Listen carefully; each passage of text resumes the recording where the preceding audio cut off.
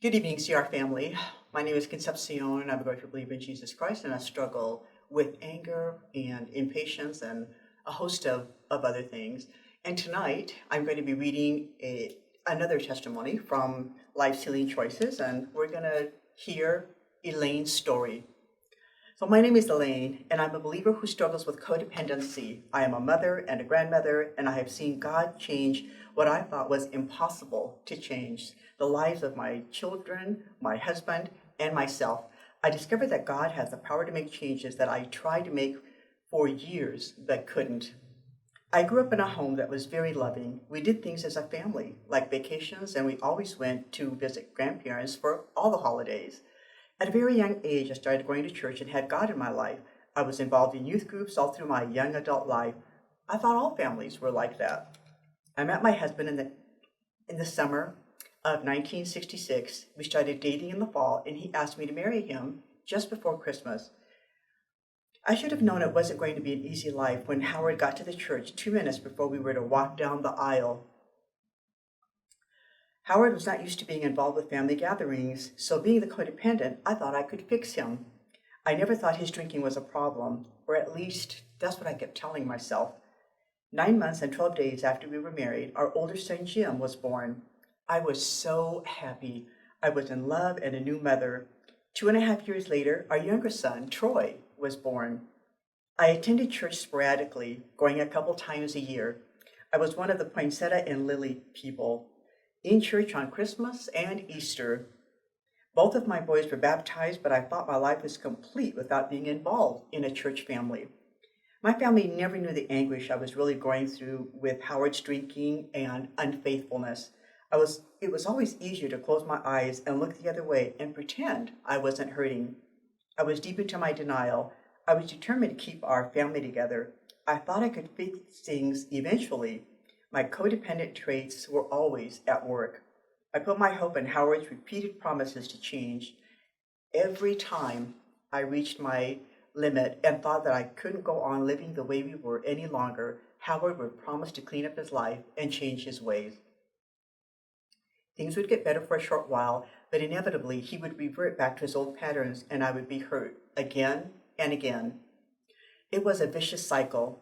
The most ridiculous hope I held on to for all those years was the false confidence that I could personally fix everything. Eventually, I figured I could control the situation and fix Howard on my own if I just kept at it. I guess I was stubborn because after 28 years, I still held on to this false hope. I was determined I wasn't going to be another statistic. I was going to keep our family intact, no matter what.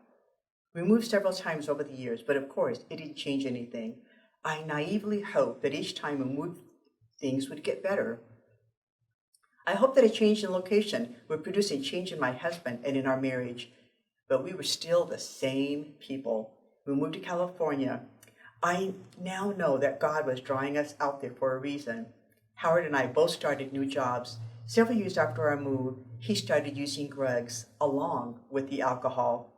He hit bottom, and our sons and I helped him get checked into rehab. I thought everything was going to be okay. He wasn't drinking or using drugs anymore, so what else could go wrong? But one day Howard made an inappropriate comment to our younger son's wife. Of course, she was really offended. Howard tried to apologize, but the damage was done. It tore our family apart and caused great bitterness. That was the final straw. I just couldn't take any more, and I was ready to give up on my marriage. We were living in the same house, but there was no love on my part. I didn't think I could forgive him this time. On Easter, our oldest son Jim asked if we wanted to go to church with him and his wife Gail. We agreed to go, and that was our first weekend at Saddleback Church.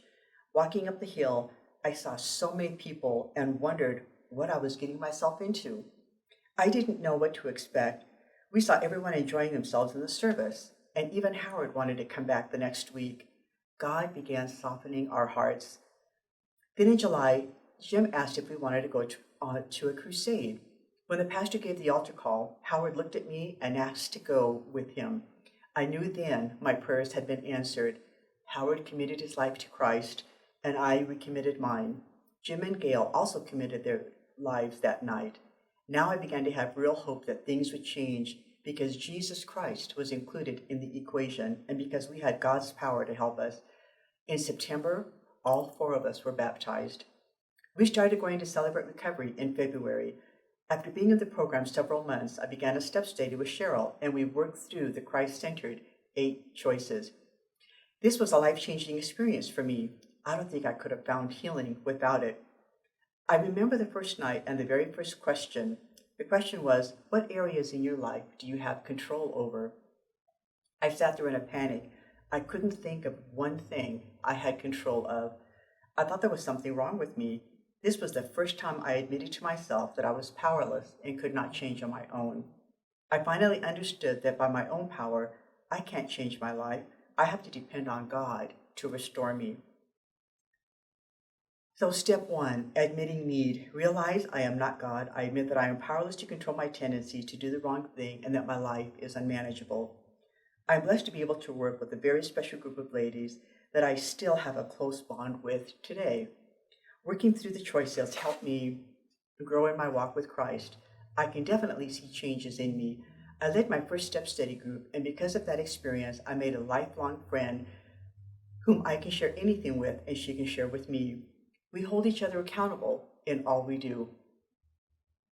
Diane and I have been serving at Celebrate Recovery every Friday night at Solid Rock Cafe for the last 7 years. We are lovingly known as the Cake Whackers. Today, I truly understand that God never wastes a hurt.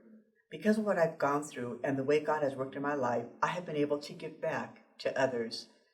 I've seen a miracle in my husband. Howard's whole family saw the change in him when he went back east a few years ago when his mother was in the hospital.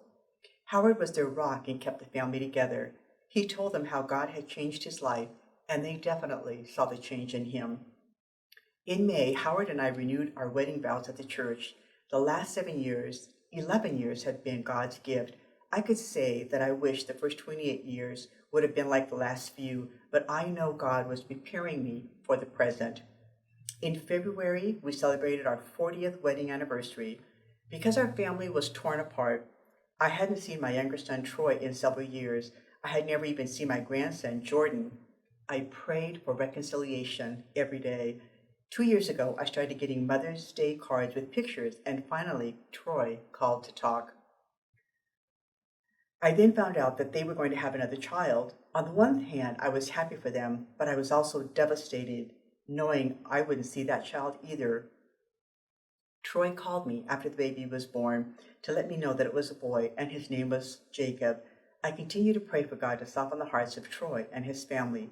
That same year, just before Christmas, I was hospitalized with pneumonia, and Troy called me to see how I was doing. He told me that they were coming to California in March on vacation. March came, but I hadn't heard from him. Then one afternoon, my son Jim called and said someone wanted to see me. Troy came over to Jim's house and brought both of the boys. I knew God had finally answered my prayers, and in his timing, he knew when we were all ready for that first meeting. It was very emotional, but good. This was just the first step in the healing process, and I know God will continue to help us every step of the way. My son Jim and his wife Gail have adopted 3 children. Andrew's 12, Carly is 11, and Jeff is 7. They have brought so much joy into our lives, and I know they are truly gifts from God. I know God has been working through Jim and Gail. They have been a big part of our walk with Christ. They've been with us when things were really bad, and they've seen the change in both of us. Sometimes I am asked, how were you able to forgive 28 years of shame, grief, and pain? My answer is, it's hard not to forgive when I know what Jesus sacrificed so I could be forgiven. Anyway, I have chosen to no longer live in the past, but look to the future, and I'm excited to experience what God has in store for me. It's true, I don't forget what's happened, but by following the choices to get healthy again, I've learned to let go and let God. If you've been living with false hopes, thinking that you or your situation will change simply out of your own persistence or your own willpower, I urge you not to waste another second with that dead end. I couldn't change myself or others by forcing this change through willpower. That kind of change never lasts. Instead, I encourage you to open the door of your heart and allow God's life-changing power to enter in, choice by choice, moment by moment. His power can do the impossible. In closing, I would like to share my life verse with you. What a wonderful God we have. He is the Father of our Lord Jesus Christ, the source of every mercy, and the one who so wonderfully comforts and strengthens us in our hardships and trials. And why does he do that? So that when others are troubled, needing our sympathy and encouragement, we can pass on to them the same help and comfort God has given us. Thank you for letting me share. So I'm going to close this out with the Serenity Prayer.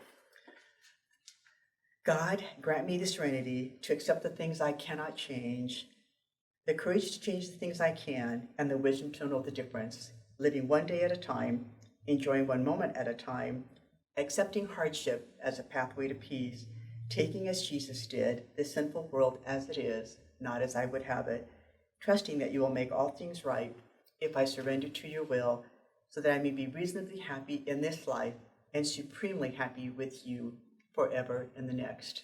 Amen.